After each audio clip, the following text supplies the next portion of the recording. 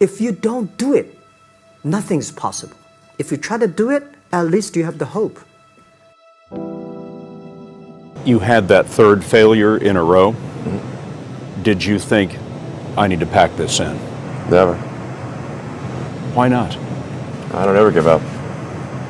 I mean, I'd have to be dead or completely incapacitated.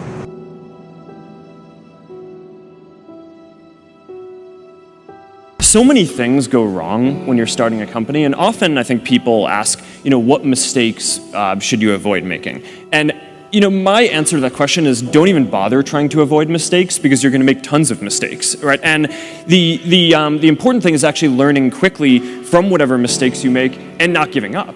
Right, and I mean, there are things every single year of Facebook's existence that could have killed us or made it so that it just seemed like moving forward and making a lot of progress just seemed intractable, but you just kind of bounce back and you learn, and nothing is impossible. You just have to kind of keep running through the walls. It's hard changing your life. It was hard when just over 3 years ago in the Penobscot building in Detroit, Michigan, where I was operating my business, and I fell on some hard times, and I was sleeping in my office.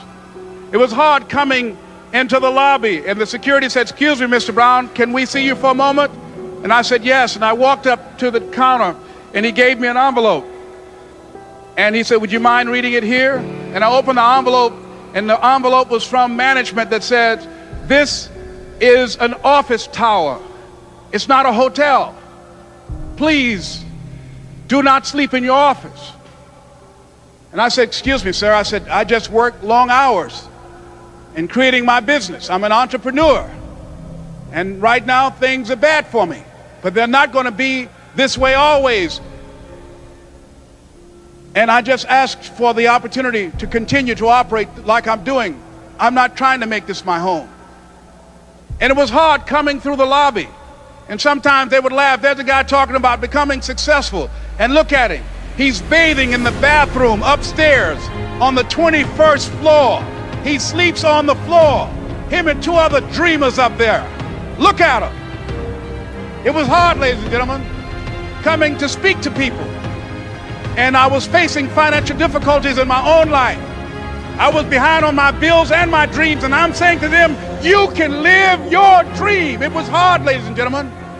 It was very difficult to pick myself up each day believing that I could do it. There were times that I doubted myself. I said, "God, why is this happening to me? I'm just trying to take care of my children and my mother.